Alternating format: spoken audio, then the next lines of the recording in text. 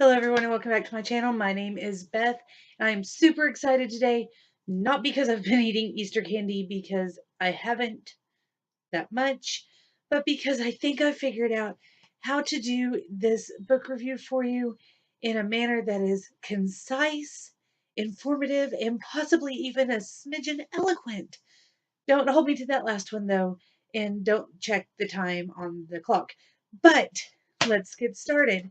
Today I want to talk to you about Laurie Woodward's Forced Secrets. I received this advanced reader's copy, and it says Laurie Woodward is an educator and the author of the fantasy series The Artania Chronicles. She is also a collaborator on the award-winning anti-bullying DVD Resolutions, was co-writer of Dean and JoJo The Dolphin Legacy. Miss Woodward is an award-winning peace consultant who helps teach children how to stop bullying, avoid arguments, and maintain healthy friendships. So I was really excited to read a fantasy middle grade by someone who has those credentials. I thought with all of her experience with anti-bullying and having written another fantasy series that maybe this was going to be fast-paced, include a lot of conflict resolution, and hopefully have some great skills that kids could learn while they were reading. Unfortunately, I did not find that to be the case. So, let's get into the book itself. First of all, I do want to show the cover again because this is an absolutely gorgeous cover. And the blurb on the back is well formatted. However, the blurb on the back reads like a blurb for upper YA to an NA that possibly has some romantic contemporary feels along with it. And that's not this book at all. Um, so it kind of leads you astray, which I think a good summary on the back of a book should draw you in and kind of lead you a little astray, but this didn't do enough for me to make me feel like the way it was worded was really what needed to happen. However, it did draw me in, and I was excited to read the story. So basically, what happens in Four Secrets is that Daisy Castillo is an 11-year-old girl who moves to a new neighborhood with her mom. It is a neighborhood full of new builds, and so she's really the only kid there. They're the only family that you see in the neighborhood. Um, a few days into it, she decides that she's going to go explore the neighborhood. And so she goes off to look around, and there's a forest at the end of the street. And she goes under the barrier and into the forest. And very, very quickly, she sees something moving around that she thinks may be another kid, but then it kind of looks like a bush. And she goes to investigate, and it is, in fact, both. It is Caliandra, who is a young member of the forest people, who basically are like the Ents from the Hobbit Lord of the Rings series by J.R. Tolkien, except they have some more human qualities. They're not just trees with faces that talk, they have faces and hands that look more human. They are covered in bark. Their hair is very viney and has leaves growing through it, and then they glide across the dirt anywhere there's dirt. They kind of glide across. Their feet are more like roots. Um, so she meets Caliandra, and Caliandra confides in Daisy that she has lost her parents, and Daddy Dogwood and Mama Maple have been separated from her, and she's been looking for days and cannot find them. And Daisy, of course, feels terrible for her new friend, and she says she's going to help her. They agree to meet the next day. And then the next day, when they meet, a 13-year-old boy is going through the forest running away from bullies and kind of runs into them and takes the fact that there is a tree girl there pretty well, I think. And so then Albert kind of joins in. They're trying to find better maps and find her parents. In the process, what happens is that they find a plot to log the forest and cut it all down.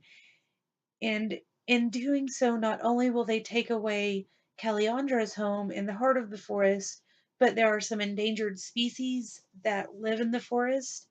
and so they're going to take away that habitat as well. And Daisy and Albert decide that they are going to stop it. And then lots of things happen. The writing in this book, I liked that it was fast paced and I liked the premise of the story. I very much enjoyed Daisy, and Calliandra was an interesting character. I liked the way that Laurie Woodward wrote the tree people. However, she told us instead of showing us, so she repeated a lot of things. It was very redundant, and it got very frustrating very quickly because she used a lot of metaphors. I thought that maybe I could create a textbook just out of the metaphors used in this 150-page middle grade novel.